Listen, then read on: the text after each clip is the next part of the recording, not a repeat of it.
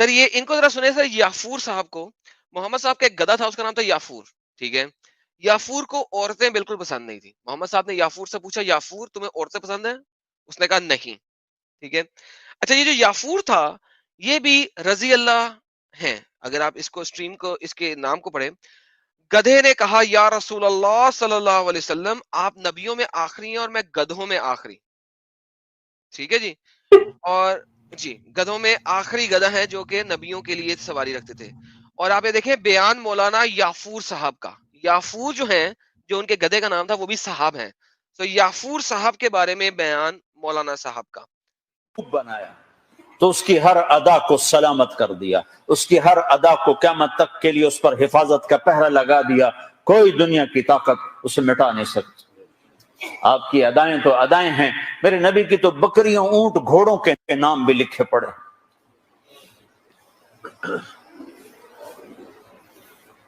آپ نے 2 خچروں پہ سواری کی، تاریخ نے ہمیں نام دے دیے، ایک کا نام دلدل، ایک کا نام فضہ. آئے خچروں کے بھی نام ہے.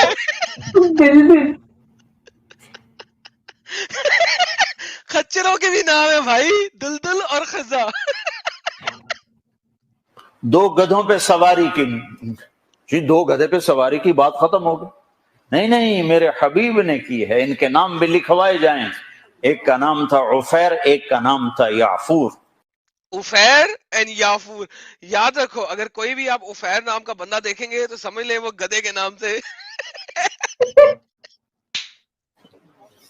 اور یعفور کی عجب کہانی آپ کو سناتا ہوں. سنائیں. جب خیبر کی جنگ ہوئی اور مال غنیمت آیا تو جانور بھی آئے، تو اس میں یہ گدھا بھی تھا. تو یہ آگے بڑھ گیا کہ یا رسول اللہ، اور مال آپ تقسیم کر رہے تھے، گھوڑے اونٹ تقسیم ہو رہے تھے، گدھے خچر. تو یہ آگے بڑھ گیا، یا رسول اللہ میں اپنی نسل میں آخری ہوں، آپ نبیوں میں آخری ہوں. ماشاء اللہ.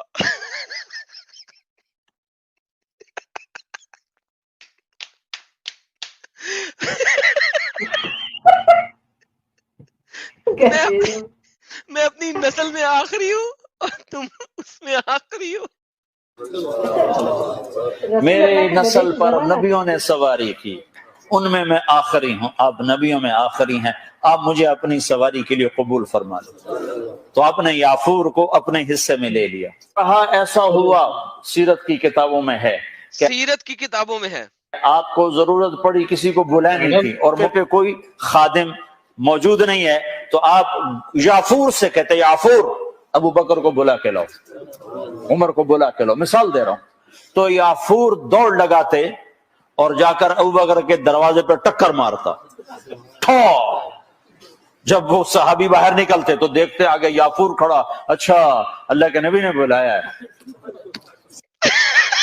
اب بول کیا بول رہے؟ نبی کہتا جا کے ابو بکر کو بلا. وہ گدھے کو پتا ہے ابو بکر کا گھر کہاں ہے، بھاگ کے ابو بکر کے گھر کے دروازے میں ٹکر مارتا ہے. ابو بکر باہر نکلتا ہے، دیکھتا ہے یافور، اچھا اللہ کے نبی نے بلایا. یہ دیکھیں ایک اور یافور صاحب سناتے ہیں آپ کو.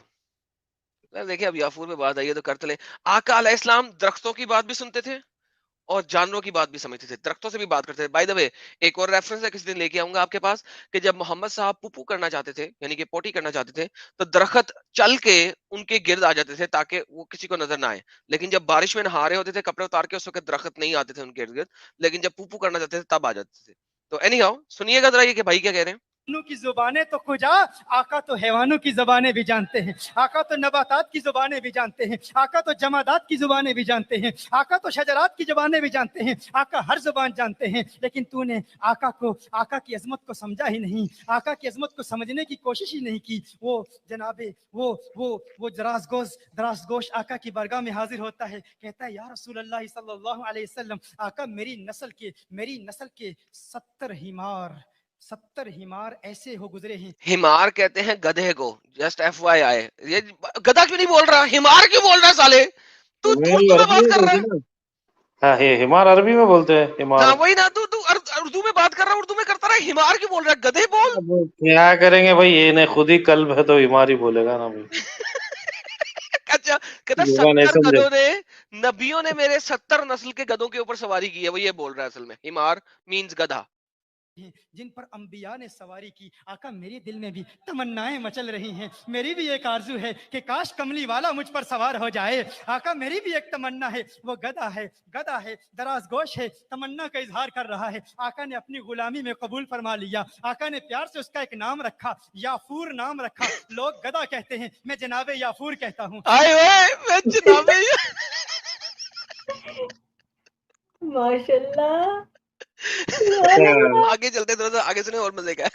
मैं जनाब याफूर कहता हूँ। और जनाब याफूर का मकाम क्या है? जनाब याफूर का मकाम क्या है? जब आका की गुलामी है आगे, आका उन पर सवारी भी करते, सवार भी होते, पैगाम रसाई का काम भी करते। और वो आका सल्लल्लाहु अलैहि पैगाम रसानी का काम भी करते थे वो।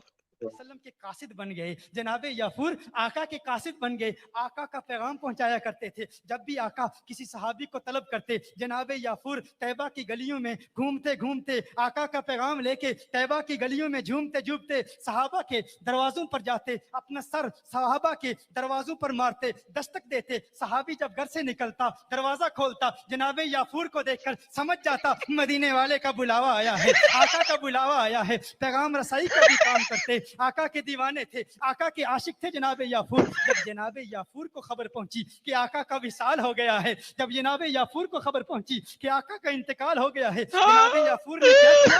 जानते हो जनाब याफूर ने क्या किया? कहा अब खाक है इस जिंदगी पर, इस जिंदगी का क्या करना, एक कुएं में छलांग लगाकर खुदकुशी कर ली।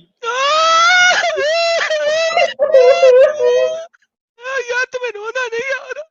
यार तुम लोग कितने बेदर्द लोग हो। मैं बोल नहीं सकता आपको, मेरा आंख में से मैं बोल रहा हूँ, 1-2 टॉवेल लगेगा, इतना आंसू निकलेगा। इंतकाल हो गया है। जनाब याफूर ने क्या किया?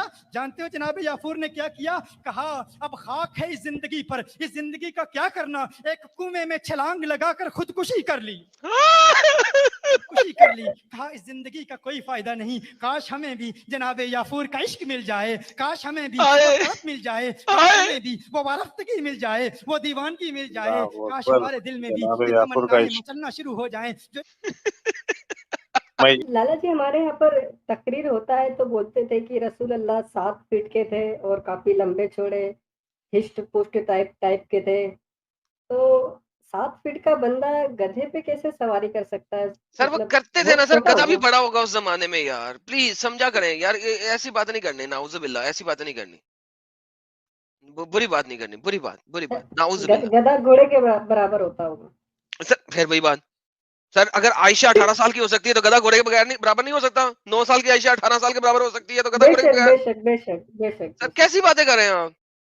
ये देखें, जिल्द 4 गुलदस्ता सुन्नत, गुलदस्ता कहते हैं फ्लावर्स के गुलदस्ते को, गुलदस्ता सुन्नत जिल्द नंबर 4, असलह बयानात यानी कि सही बयानात, हाफिज मोहम्मद इब्राहिम, इसके सफा नंबर 188 पे जा रहे हैं।